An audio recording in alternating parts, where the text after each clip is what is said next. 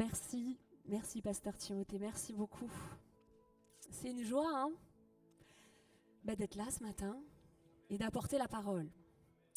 Et c'est pas qu'une joie, c'est aussi une responsabilité. Donc quand je prêche ou quand je prends le micro pour dire des choses, je les invente pas. Je suis allée me placer dans la présence de Dieu d'abord. Je suis allée voir ce que Jésus me disait, ce que l'Esprit Saint pouvait me dire. Excusez-moi, j'installe ma maison. Voilà. C'est pas une petite responsabilité la parole, c'est vraiment, c'est quelque chose de profond. Parce qu'on parle de la part de Dieu. On parle de la part de Dieu. Alors vous allez me dire, oui, tu as étudié les textes, bah oui.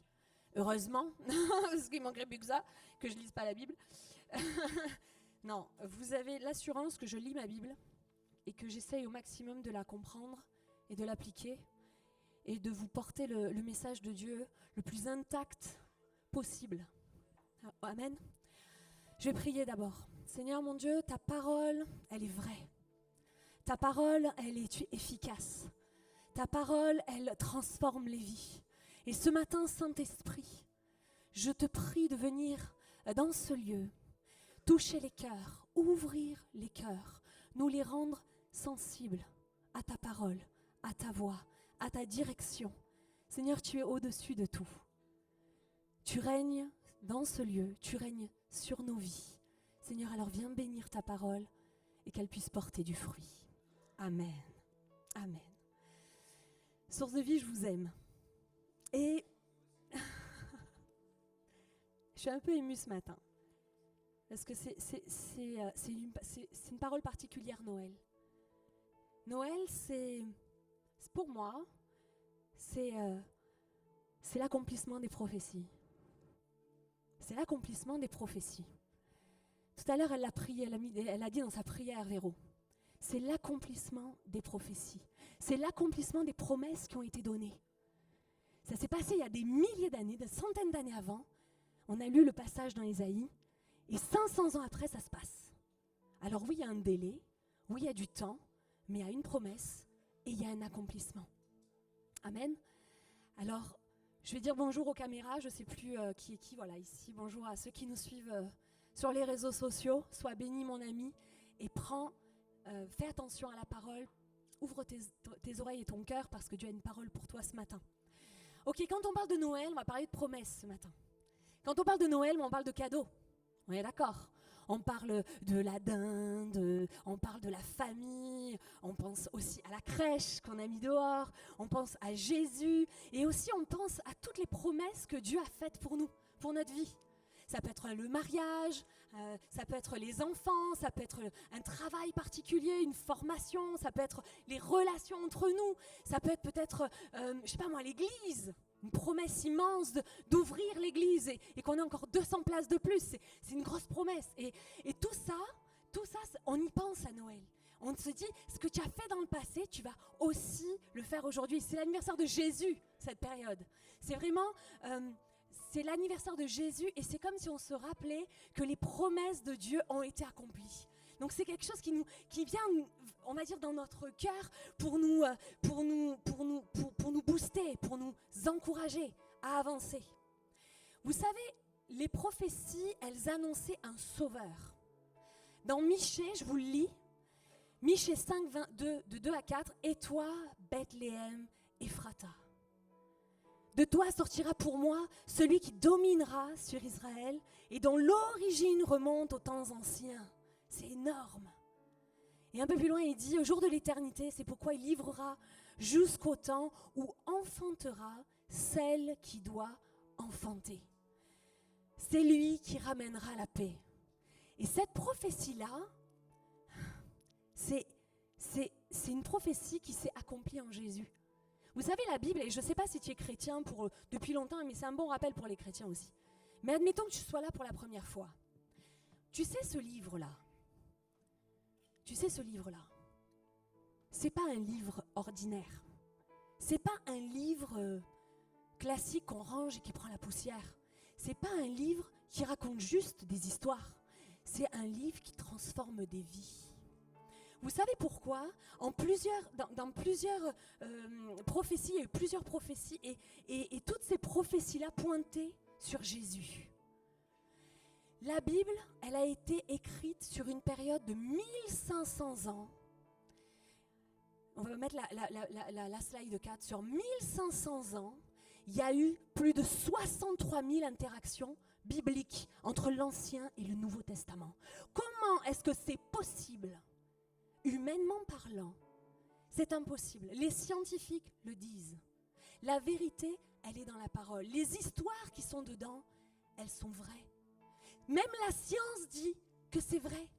Et c'est impossible que, humainement parlant, sur 3 continents, sur 3 langues différentes, sur une période de 1500 ans, n'oubliez pas, il n'y a pas l'IA, il n'y a pas Internet, il n'y a pas tout ça. Il y a peut-être les pigeons voyageurs et encore. Et il y a très peu d'erreurs dans les copistes. En 1500 ans, quand on écrivait, on voulait une parole, on la gardait. Alors il l'écrivait et puis il l'a gardée, il a diffusé. Donc on a plein de copies. Et il y a très très peu, mais c'est vraiment infime. Il n'y a pas d'erreur. Elle est inhérente. Donc nous, en tant que chrétiens, cette parole-là, ce livre-là, c'est pas juste un livre, c'est la parole de Dieu. Et elle fait foi sur nos vies. Elle vient transformer nos vies. Elle est la vérité. Et c'est pour ça qu'on va s'en inspirer ce matin. Amen. Je referme ma parenthèse. Et je vais parler des prophéties. Parenthèse. Excusez-moi. Ok. Un sauveur arrive. Un sauveur arrive. Ça, c'était la prophétie. Il est arrivé depuis. D'accord? Il est là. On va voir comment ces prophéties, ces promesses, elles vont s'appliquer aussi à nous. On a besoin d'un sauveur, tu as besoin, j'ai besoin d'un sauveur. Pourquoi est-ce que j'ai besoin d'un sauveur? Pourquoi est-ce que tu as besoin de... Parce que c'est une vraie question. Si on ne se dit pas, je veux être sauvé de quoi? Moi, je vais bien dans ma vie, pas forcément besoin d'un sauveur. Ok, à partir du moment où il y a un Dieu qui t'aime, il y a un ennemi qui va te haïr et une guerre qui va se déclencher contre toi. Donc oui, tu as besoin, j'ai besoin, nous avons besoin d'un sauveur. Alors, en ce Noël, je vais un peu vous choquer.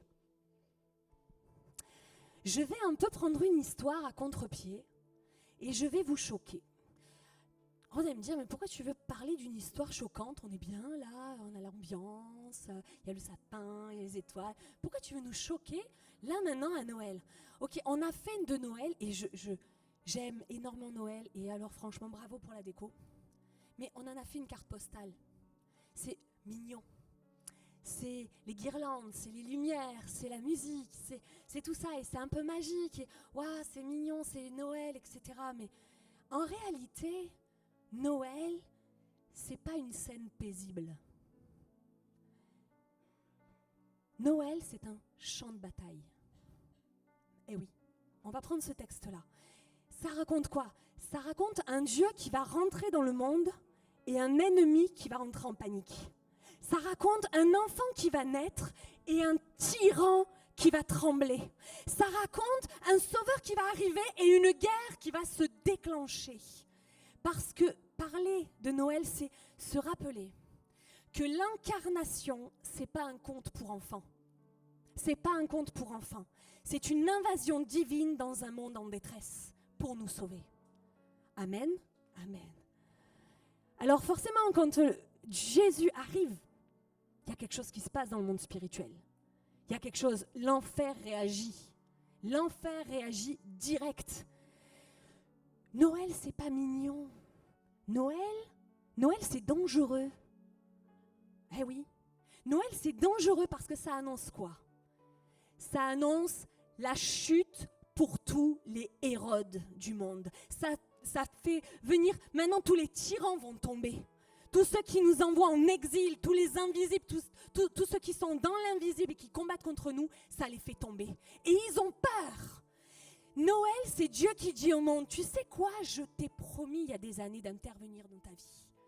Eh bien, je viens te sauver. Et ça se passe maintenant. Et il n'y a personne qui va m'en empêcher. C'est ce que dit Dieu au travers de ce passage-là.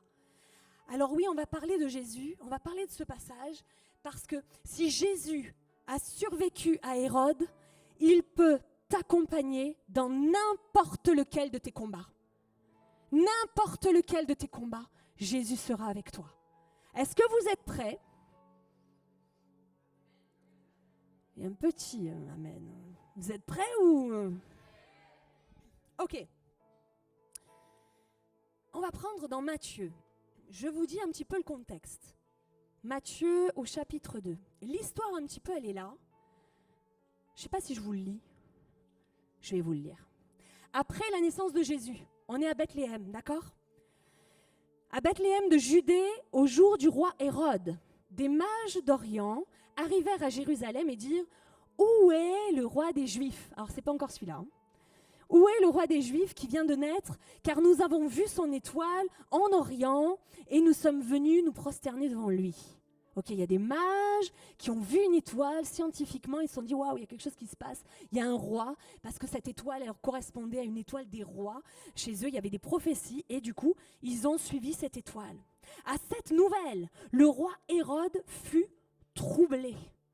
Le mot là, troublé, c'est il est choqué. Qu'est-ce qui se passe? Qui va me prendre ma place? C'est qui ce gars? Il est né quand? Hérode, c'est un sanguinaire. Hein. On n'est pas sur le petit roi qui dit non, on est sur un gros méchant. C'est un gros vilain. Le roi Hérode fut troublé, tout Jérusalem avec lui. Donc ça veut dire que ce n'est pas resté juste entre eux. Hein. Voilà. Il y a tout Jérusalem qui l'a su. Il rassembla tous les grands prêtres et les scribes du peuple pour leur demander où devait naître le Christ. Ils lui dirent à Bethléem de Judée, car voici ce qui a été écrit par l'entremise du prophète. Et ô toi, c'est ce qu'on a dit tout à l'heure, Bethléem, prophétie qui vient de s'accomplir. Alors Hérode fit appeler en secret les mages et se fit préciser par eux l'époque de l'apparition de l'étoile et il les renvoya à Bethléem. Prenez des informations, je vais aller l'adorer, etc., etc. C'était faux. Après avoir entendu le roi, ils partirent. Ils arrivent à la crèche, hein, ils arrivent devant Jésus, ils se prosternent, ils donnent des cadeaux, je fais vite.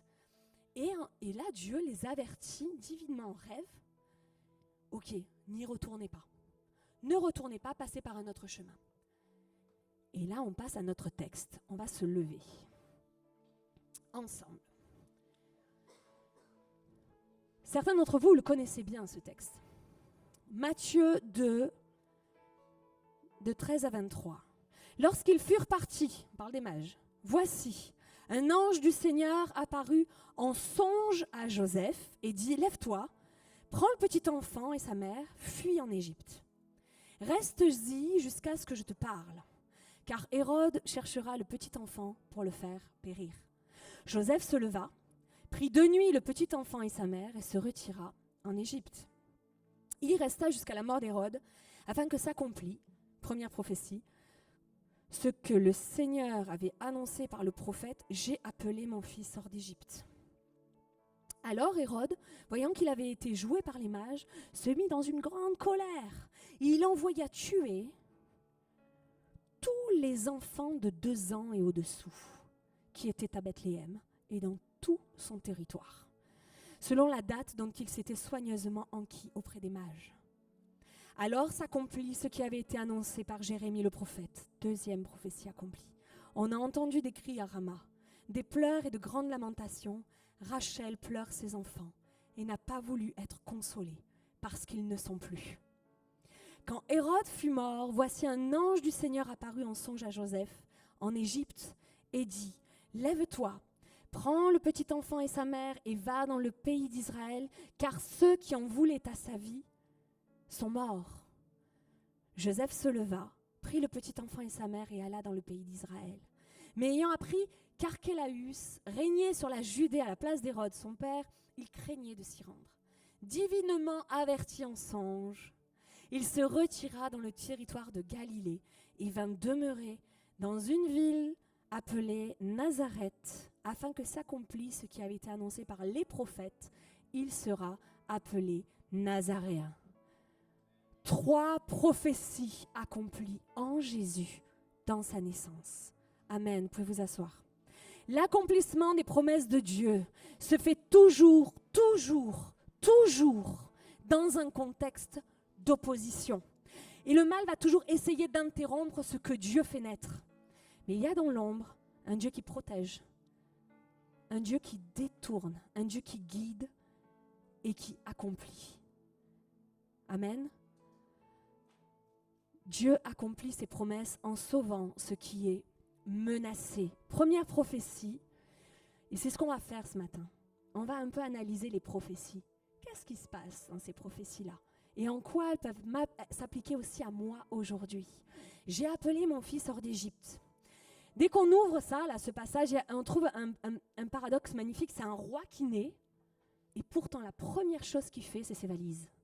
Direct. Il doit fuir. Il n'a pas un trône. Il n'a pas un palais. Il a une valise, un départ en urgence et un exil. Une vie de réfugié. Il doit partir tout de suite. Il a l'ordre de fuir.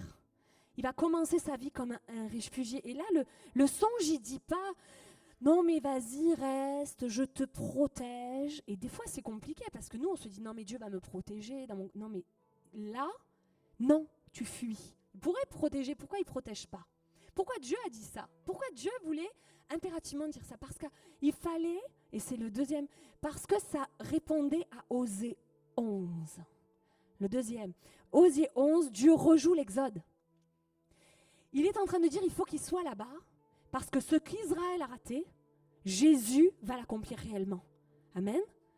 Dans Osée, Israël, c'est celui qui est, c'est le peuple est libéré, mais ici c'est Jésus qui doit y aller, et c'est symbolique. Pourquoi? Parce que c'est pas une répétition. Dieu, il répète pas les choses. En fait, c'est dans Osée, c'est un approfondissement des choses. Voilà, il va un peu plus loin. C'est pas une répétition, c'est un approfondissement. Comme pour Israël, le Dieu qui a fait sortir Israël d'Égypte, fait sortir Jésus d'Égypte, il te fait sortir ce matin de ton exil. Il te fait sortir ce matin du lieu de l'esclavage. Il te fait sortir ce matin de tes souffrances et de ton péché. Des lieux sombres, des lieux où tu es asservi, des lieux où tu es sous l'addiction. Vous savez, les prophéties, souvent, ce n'est pas que des écrits ou des paroles, c'est aussi des histoires de vie qui illustrent la parole de Dieu. Et là, Jésus, dans sa parole, il va illustrer, par sa vie, il va illustrer la parole de Dieu. Il est sorti une fois, et moi je sors et je délivre définitivement. C'est énorme. Et donc une autre prophétie qui s'accomplit, Osée 11, va sortir d'Égypte. Le troisième point que j'ai mis, c'est l'opposition d'Hérode. Ça, c'est... Vous savez, Satan, il s'y prend un peu toujours de la même manière. Si Dieu veut faire naître quelque chose en toi, si Dieu te promet quelque chose, si tu as en toi un projet qui vient de Dieu, si tu as un appel dans ton cœur, il y a quelque chose qui est là depuis longtemps, s'il y a la promesse de l'Église qui s'agrandit, s'il y a la promesse que Zoé prospère et accueille encore plus de familles, s'il y a toutes ces choses-là qui sont reliées à... Moi, je parle de l'Église parce que c'est nous, mais ça peut être aussi dans nos vies. Une promesse que toi, tu as eue particulièrement. S'il y a une promesse de Dieu pour faire naître quelque chose, il y a un Hérode qui va se lever. Toujours. Un Hérode qui va se lever, mais Dieu va toujours déjouer le piège. Dieu va toujours déjouer le piège quand on se place en lui. Alors, face à la fureur, comment Dieu va parler? Par un rêve. Comment Dieu va protéger? Par une intime conviction. Des fois, c'est, vous savez, les petites voix qu'on a, et on se dit, on est alerté par quelque chose, et Saint-Esprit nous parle. Il n'y a pas des trucs extraordinaires. Non, c'est vraiment dans presque murmurer. C'est dans le silence. Vous savez, il y a quelque temps, il s'est passé quelque chose chez moi. J'étais chez moi, et je lance ma machine à laver. Enfin, je vais pour lancer ma machine à laver, et c'était le matin, et je dis, oh là là, je vais le mettre en différé. Parce que j'ai deux, voilà, bref, je le fais toujours en différé, tout le temps en différé, parce que je veux économiser, voilà, de l'argent. Je vais économiser des sous, donc voilà. Et donc je me dis, bah, ça va, tu vas le faire en différé, c'est bon. Et cette voix qui me dit, non, vas-y, lance-le maintenant. Et je devais partir, moi.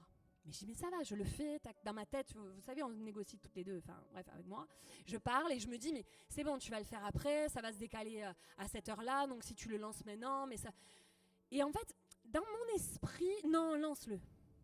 Lance-le maintenant. N'attends pas, fais-le maintenant. Bon, allez, ça va, alors je le lance. Vous savez quoi, j'ai pas compris, hein, mais quelques minutes après, je sens une odeur. Je lance mon truc, moi j'étais dans mon ménage, je me mets un peu de la musique, et je sens une odeur de brûlé. Ma machine à laver est en train de prendre feu. Si je l'avais mis en différé, que j'étais partie pour faire les courses que je vais faire, et que je serais rentrée, j'aurais plus de maison. Il y aurait peut-être mon fils qui est toujours sur la play, ou souvent, pas toujours, sur la play, qui aurait peut-être pas senti, je sais pas. Il y aurait peut-être eu quelqu'un qui aurait été mort, blessé, je sais pas. En tout cas, on aurait tout perdu. C'est sûr. Vous savez, ces petites voix, des fois, qui viennent de l'esprit, on croit que c'est une impression. Mais après coup, j'ai réalisé, j'ai dit, Seigneur, tu m'as protégé. Tu m'as gardé. Tu nous as gardés. Et je l'ai remercié. Je dis, mais c'est parce que j'étais au bon moment. J'ai entendu, j'ai senti, et j'avais eu cette impression. Et heureusement que je ne l'ai pas fait en différé. Et je me suis dit, là, tu m'as vraiment protégée. Et là, je me suis dit aussi, Dieu sauve avant même. Dieu sait les petites choses. Et avant même que moi, j'avais aucune conscience de la menace que j'avais sur ma vie. Hein. J'avais aucune conscience. Avant même que je sache que j'étais en danger, Dieu savait. Et Dieu m'a protégée. C'est pareil avec Jésus. Avant même qu'il sache quoi que ce soit, hop, il y a eu un rêve. On s'en va. Jésus, il est bébé. Hein. On s'en va. Et il va protéger. Dieu va protéger. Des fois, on passe par des moments compliqués, mais l'accomplissement des promesses, souvent, c'est marqué là, ça commence par un détour, un exil ou une fuite. Et on n'a pas envie de ça, on est bien dans notre confort. Pourquoi je vous dis ça? Et je crois que c'est pour quelqu'un ce matin. Tu vas bouger. Le Seigneur va te déplacer. Il va te déplacer parce qu'il a meilleur. Il est en train de te protéger de quelque chose et il a le meilleur pour toi demain. Mais il te déplace. Tu vas bouger. Il va te déplacer. Ça peut être pour la profession ou pour un service ou pour peut-être une église. Le Seigneur va te faire bouger pour accomplir son plan. Moi, il y a quelques années, on était dans une église. Je servais Dieu là-bas et j'ai pas compris. Il y a eu un moment de... Vous savez, des moments où on comprend plus rien, où on se dit, là, c'est pas possible. Et ça m'a mis du temps j'ai mis du temps à sortir de ça. Mais pendant un moment, je me suis dit, j'en ai souffert beaucoup. J'ai dit, Seigneur, là, on doit partir. Je savais que Dieu nous protégeait de quelque chose. Et Dieu m'avait parlé. Et c'était dur. C'était difficile. Dans mon cœur, j'étais brisée. Parce qu'on laissait tout le monde. J'ai laissé mes amis, ma famille, tout le monde. Et mon cœur était brisé. Et j'ai dit, Seigneur, pourquoi je passe par là? Et vous savez, le pourquoi. Et on passe par plein de choses, le pardon, pas le pardon, enfin, toutes ces choses. Et je ne comprenais pas. Et Seigneur, il me rappelait cette histoire-là, justement pour illustrer mon propos. Il a fallu que je m'en aille. Il a fallu qu'on parte avec mon mari. Pourquoi? Si j'étais pas partie, Seigneur ne m'aurait pas formé, il n'aurait pas formé mon mari comme on a été formé. Si on était resté dans cette église où on était bien, c'était le confort. Je ne serais jamais rentrée dans ce que Dieu voulait pour moi, que ce soit au niveau de la prédication, du pastorat ou peut-être Zoé aussi. Toutes ces choses-là qu'on a mis en place et où Dieu m'a appelée, où j'ai dit oui. Toutes ces choses-là, si on décide d'écouter Jésus, non seulement il m'a protégée, il nous a protégés, mais en plus de ça, il nous a équipés, il nous a formés. Mais ça s'est passé dans l'exil. Ça s'est passé dans un moment où on était éloigné, où on était seul, comme un détour. Vous savez, Jésus, il est passé par l'exil pour que toi, tu ne puisses jamais vivre un exil sans lui. Il ne veut pas que tu vives un seul exil sans lui. S'il est passé par là, s'il a fui l'Égypte aussi, il y est allé pour fuir justement, c'est justement pour que toi tu ne le fasses pas sans lui. le détour, ce n'est pas un échec. On peut le voir comme ça. Hein. Le détour, ce n'est pas un échec. L'exil, ce n'est pas une punition. La fuite, ce n'est pas une honte. Mais c'est souvent la manière dont Dieu préserve sa promesse en nous. Et c'est comme ça qu'il nous a vraiment, il s'est occupé de nous comme ça. Et peut-être que pour toi, c'est ce que tu vis dans ta vie. Tu te dis là, j'ai l'impression d'être en exil. J'ai l'impression d'être un déporté, d'arriver sur une terre et je ne sais pas où est-ce que je vais. Dis-toi que là, Dieu est en train de te former. Il te protège de quelque chose et en plus de ça, il te forme pour demain. Amen. Amen. Ta libération ne va pas dépendre de ta force. Elle dépend de son obéissance. C'est parce que Jésus a été obéissant. Et si tu traverses un moment où tout te semble menacé, souviens-toi que lui, Dieu, il n'est pas paniqué du tout. D'accord ? Il n'est pas paniqué du tout. Les détours que tu ne comprends pas aujourd'hui sont les chemins de l'accomplissement que tu découvriras demain. Je vais le répéter. Les détours que tu ne comprends pas aujourd'hui sont souvent les chemins de l'accomplissement que tu vas découvrir demain. Amen. Amen. Et pendant ce temps, pendant que Jésus est mis à l'abri, il y a quelque chose qui se passe, c'est qu'il y a le mal et la souffrance. Au cœur du combat et de la souffrance, Dieu va accomplir sa promesse. Ce texte, je voudrais qu'on le remette, et je ne sais pas si on va bien le voir. Le texte, ouais. Alors, ça ne s'est pas bien vu, mais en gros, c'est un chiasme. C'est un chiasme. On va mettre la slide qui suit, hein, la 14. Merci Pascal, on peut l'applaudir. Elle suit depuis tout à l'heure. Merci Pascal. Ok, c'est un chiasme. C'est quoi un chiasme ? Chez les Juifs, vous savez, ils ont une littérature un peu différente de la nôtre. Hein. En France, on a introduction, développement, conclusion, et le cœur du message est à la fin. Tout le monde me suit ? Est-ce que j'ai raison, Pascal ? Johanna, est-ce que j'ai raison ? Ok. Ben, pas chez les Juifs. Pas chez les Juifs.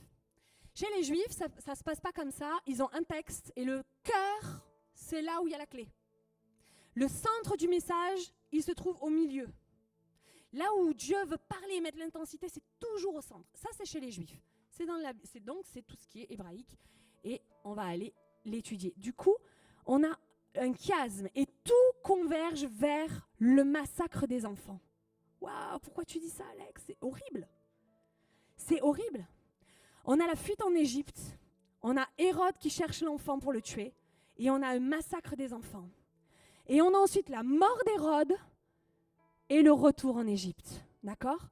Il y a une fuite, un retour, Hérode cherche l'enfant, Hérode meurt, et au milieu, on a le massacre. Vous pouvez le lire, je pourrais vous la donner après. Ça raconte quelque chose, cette symétrie. Tout converge vers le massacre. C'est le moment où l'opposition atteint l'apogée le plus ultime. Et des fois, on est au cœur de la flamme. Mais Jésus est au centre. Amen ? On ne va pas l'oublier. Là, le symbole, il est Hérode. Il y a un gros symbole spirituel avec Hérode. C'est une puissance qui veut écraser une promesse, qui veut arrêter l'histoire messianique. Il ne veut pas que le Messie vienne. Il veut rompre le fil de la prophétie. Ok, d'accord, ok, c'est une vierge qui a enfanté. 2, ok, d'accord, Bethléem, ok, il ne s'est pas trompé, il est bien né au bon endroit. Moi, ce que je voulais vous dire, c'est que, là je refais une petite parenthèse. Jésus, ce n'est pas un imposteur. Donc Jésus, toutes les prophéties, il les a toutes accomplies. Toutes. Il n'y en a pas une qu'il n'a pas accomplie. Il y en a certaines qui vont encore s'accomplir. Mais tout ce qui est prévu sur sa naissance, sa mort, sa résurrection, ça c'était dit et ça s'est fait. Amen. Donc ce qu'il dit aujourd'hui, pour toi, ça va se faire. Est-ce que Dieu ment ? Non, Dieu ment pas. Amen. Ok, je reviens à mes moutons. Or, Hérode, c'est un visage qui est humain, mais qui représente Satan. Le même combat, mais avec une nouvelle génération. Il recommence ce que Pharaon a fait. Et oui, souvenez-vous Moïse, souvenez-vous la sortie d'Égypte, souvenez-vous le fléau. Hein? Il y a eu un massacre d'enfants là aussi. Il y a un pharaon qui veut tuer les bébés. Et il l'a fait. Hein. Moïse sauvé des eaux. Et on a le même combat, mais avec une nouvelle génération. Et là, on a le cœur, c'est la souffrance. Des fois, je pense que toi, tu es peut-être en pleine souffrance. Et tu te dis, là, moi, je vois plus rien. Je vois plus rien. Le texte, là, il dit pas Satan, tout ça. Non, il montre une logique. C'est une logique. Satan agit jamais, il arrive jamais avec des grandes dents. Ah, je vais te mordre. Non. Il va mener une logique. Si Dieu est pour la vie, alors Hérode est pour la mort. Satan est pour la mort. Quand Dieu libère, Hérode va emprisonner. Quand Dieu va faire sortir, Hérode, lui, il va écraser. Et quand Dieu promet un roi humble, Hérode va trembler pour son propre trône. C'est paradoxal. On est devant un paranoïaque, un fou. Hérode était fou. Mais en réalité, si on regarde et qu'on regarde, qu'on met un petit peu son filtre, qu'on voit, on se dit Satan, en fait, il agit pareil. Il agit de la même manière. Il résiste au plan de Dieu.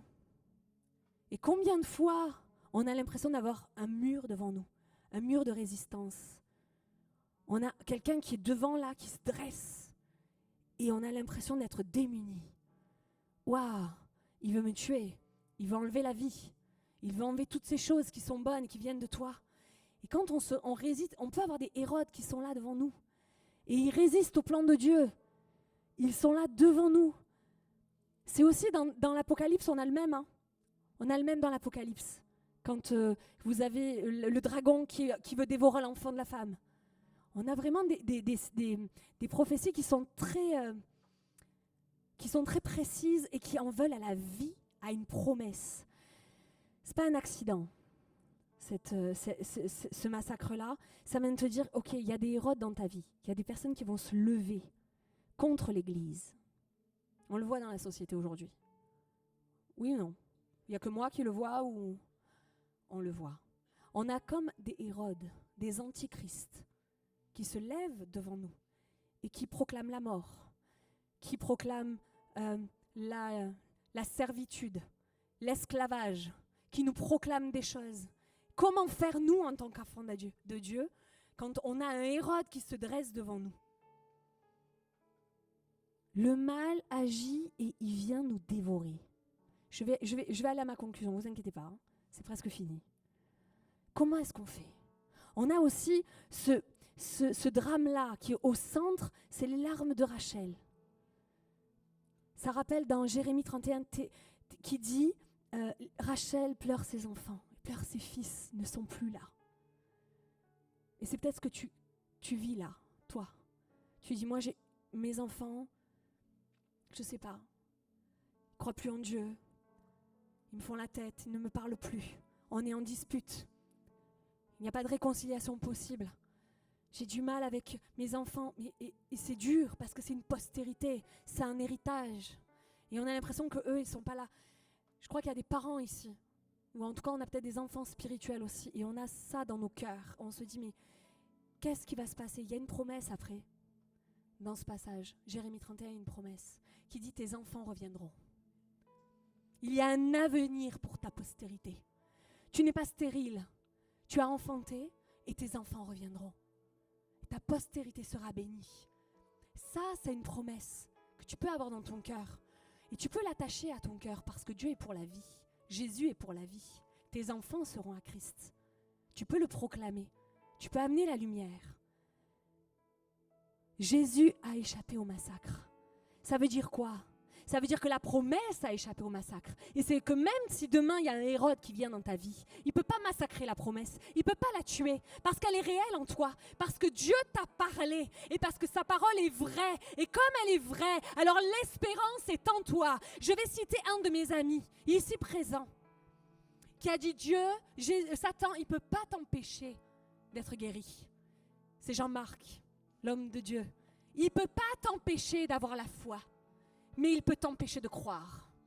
Il peut t'empêcher de croire. Il peut empêcher la foi de naître, l'espérance de grandir en toi. Et c'est ce qu'il essaye de tuer. Quand il veut tuer l'enfant, il veut tuer l'espérance du peuple d'Israël. Quand il veut tuer Jésus, il veut enlever l'espérance du Messie qui vient sauver. Et quand il vient te voir, comme il vient tuer ta foi, tu ne seras pas guéri. Tu ne seras pas béni. Tes enfants, ils resteront divisés avec toi. Il n'y aura pas de réconciliation. Mais Dieu te dit, attention, la promesse, c'est que moi, je suis sorti d'Égypte et que toi, tu vas sortir d'Égypte. Parce que oui, la promesse, elle est pour toi. Elle est pour toi. Tu le prends ce matin, tu l'attaches à ton cœur. Et surtout, tu ne l'oublies jamais. Et quand Satan vient te rappeler les choses, tu lui dis, moi, j'ai un Dieu qui est vivant. Rappelle-lui où il va. Rappelle-lui que son destin, c'est en enfer. Et que toi, tu n'y seras pas. Amen. Amen. Amen, amen. On va avancer un petit peu. Quand la promesse traverse le feu, c'est Christ qui se tient au centre et Jésus est avec toi. Tu n'es pas... Alors, non, pardon, excusez-moi, je sais pas où je suis. Je suis là. Je suis là. Il y a une chose... Je ne sais plus où je suis. Oui.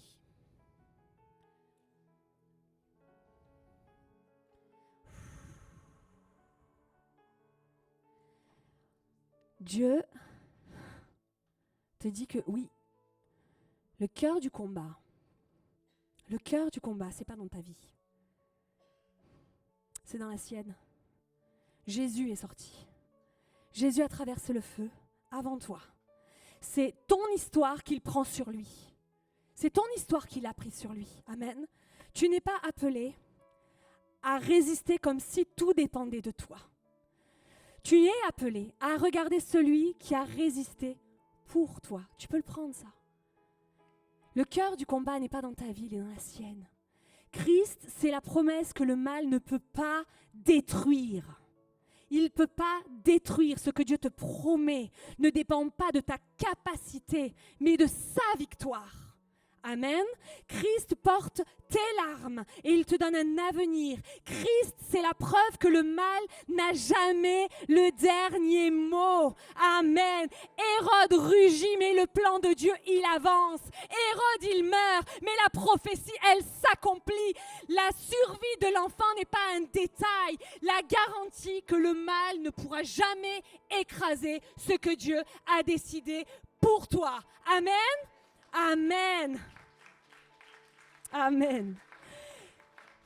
Quand la promesse traverse le feu, c'est pas toi qui la portes, c'est Christ. Ça, c'est un petit résumé que tu peux prendre. Et tant que Christ vit, tant que Christ règne sur ta vie, aucune attaque ne peut déraciner ce que Dieu a planté en toi. Rien. Ni ton appel, ni ta guérison, ni tes promesses de prospérité, ni ton travail, ni ton mariage. Rien. Rien. Christ est vivant. Qui le croit ici? Est-ce qu'on peut acclamer Jésus qui est vivant? Amen. Christ est vivant. Et comment il fait? Alex, comment je fais moi dans ma vie de tous les jours? Ok, tu m'as motivé, ok. Dieu accomplit ses promesses parce qu'il va te donner une identité nouvelle. Et c'est la troisième prophétie. La troisième prophétie dit, il sera appelé Nazaréen. Vous avez encore quelques petites minutes? Parce que là, il y a plein de petites perles. Et je me suis régalée à les trouver. Ok, on a un Hérode qui meurt. Il y a 2 mots. Lui, il a terrorisé la terre entière. 2 mots, Hérode meurt. Il n'est plus là. Il a déclenché un massacre, il avait tout pouvoir. Il disparaît en quoi? Une ligne, 2 mots. Il est insignifiant. Ce qui compte, c'est la promesse qui perdure. L'histoire n'appartient pas au tyran, elle appartient à Dieu. Il peut souffler sur les rois. Il peut incliner le cœur des rois. La Bible, elle le dit. Il incline le cœur des rois. Il brise les verrous de fer. Il fait tomber les puissants. Il fait ce qu'il veut. Et on voit qu'à la fin, il y a un chiasme qui se ferme, le retour en Égypte. Le chiasme se ferme. C'est comme une page qui se tourne. Et on voit que la première sortie d'Égypte, c'était, on annonçait l'alliance. Et la seconde, c'est la nouvelle alliance. Et Dieu te dit, maintenant, je te donne un nouveau nom. Parce que ce que Dieu a fait avec Israël, il le fait en mieux, en plus profond, En définitif, tout est accompli en Jésus. Le Nazaréen, qu'est-ce que c'est que cette histoire? Quel est le prophète qui l'a dit? Il n'y en a aucun. Et pourtant, Matthieu le dit, donc c'est qu'il y a quelque chose.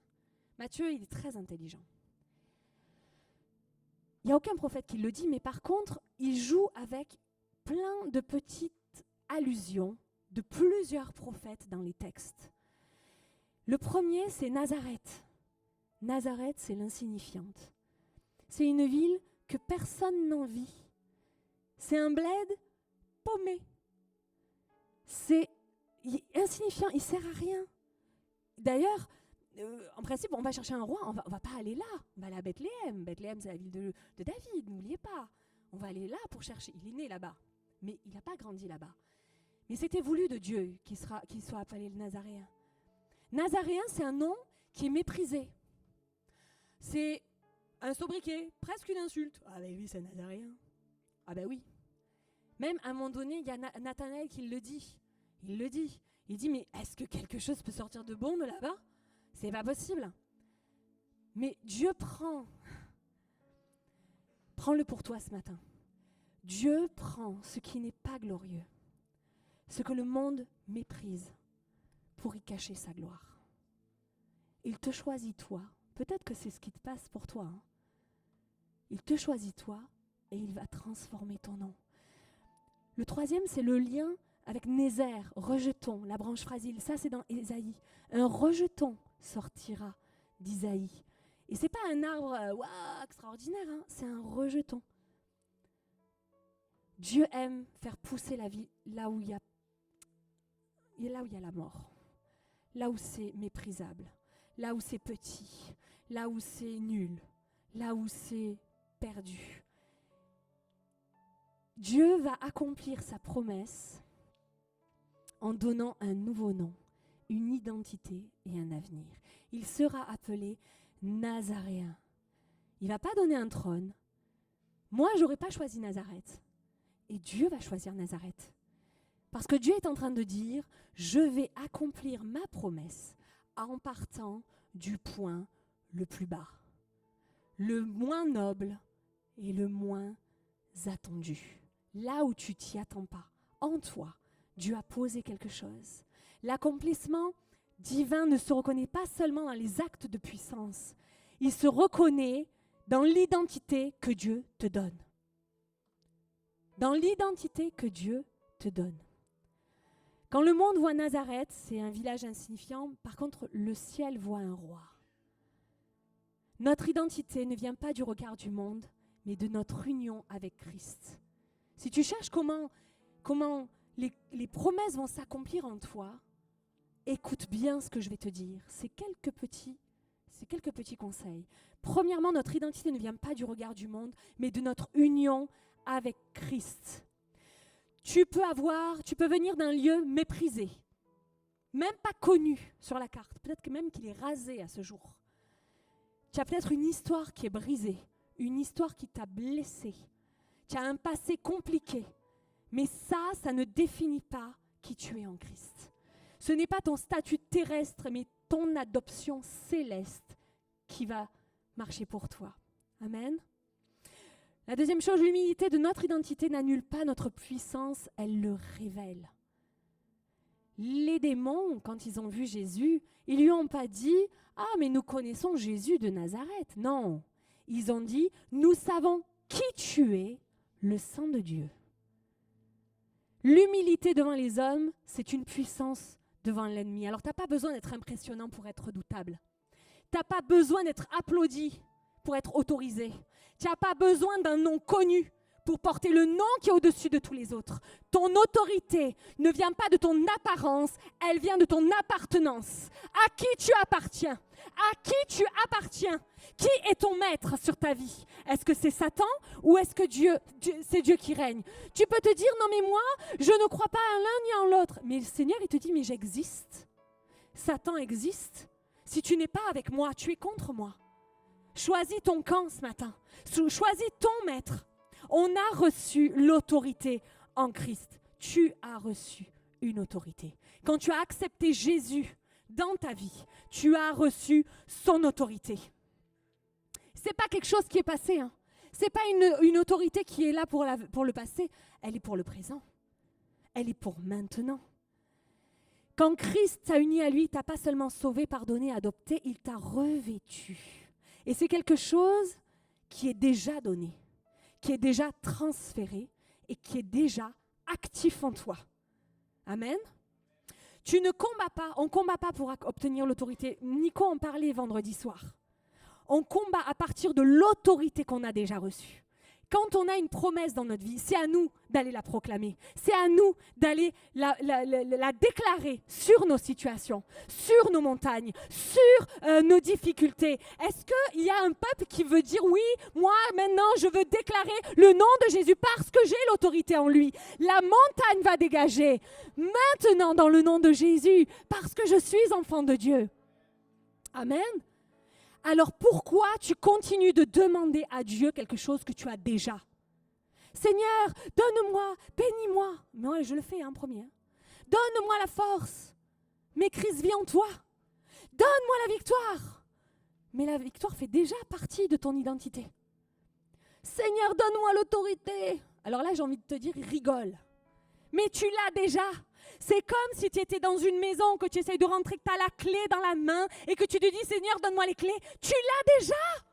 Tu l'as déjà. C'est toi qui dois proclamer. C'est toi qui dois dire maintenant, Seigneur, j'ai cette promesse avec moi. Tu m'as dit que je suis ton enfant.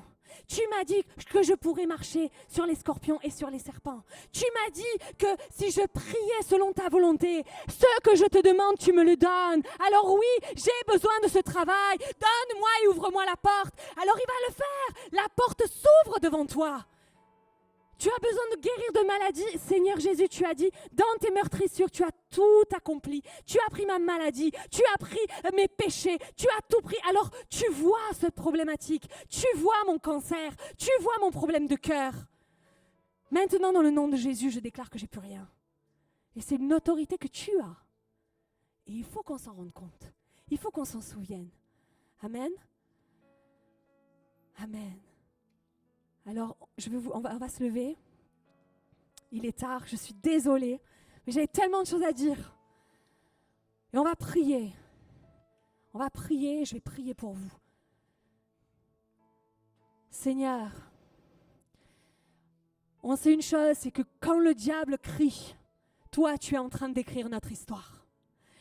Quand Satan fait du bruit sur nos vies, Dieu, toi, tu fais l'histoire dans nos vies. Quand l'adversaire frappe, toi, tu finalises ton œuvre en nous. Quand l'enfer tremble, alors la promesse se lève et le Messie s'accomplit, arrive dans nos vies. Amen. Seigneur, je prie pour mes frères et sœurs maintenant. Alors que Satan se lève contre nous, alors que l'ennemi proclame des faussetés sur nos vies, on ne veut pas le croire. On veut déclarer ta vérité, ta parole en nous. Si Satan se lève contre nous, contre l'Église, contre nos vies, Seigneur Jésus, on veut déclarer que ta victoire est là. Nous nous cachons en toi. Nous regardons d'abord à toi, Jésus, parce que rien n'a pu t'arrêter. Nous reposons sur toi, Jésus, parce que Dieu a protégé pour que tu deviennes notre sauveur. On veut se rappeler de notre identité en toi. On veut se rappeler de notre identité en toi et se cacher en toi ce matin. Amen. Amen. L'accomplissement de la promesse, c'est une personne. C'est Jésus. Alors on veut se cacher en toi. J'ai demandé si tu as besoin de prière. On va fermer les yeux. Si tu as besoin de prière de l'Église, tu vas lever ta main là. Tu vas dire, Seigneur, maintenant, je lève ma main et je dis, s'il te plaît, pendant ce Noël, je demande à ce que les promesses que tu avais données sur ma vie s'accomplissent.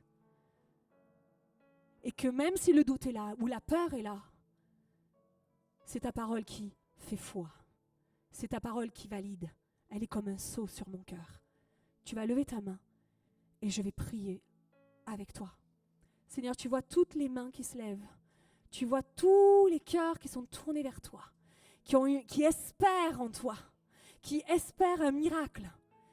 Seigneur, on veut se cacher en toi. Je prie que chacun d'entre eux reparte de ce lieu encouragé, à persévérer, à prier, à garder la foi dans leur cœur, à proclamer ta parole et tes promesses.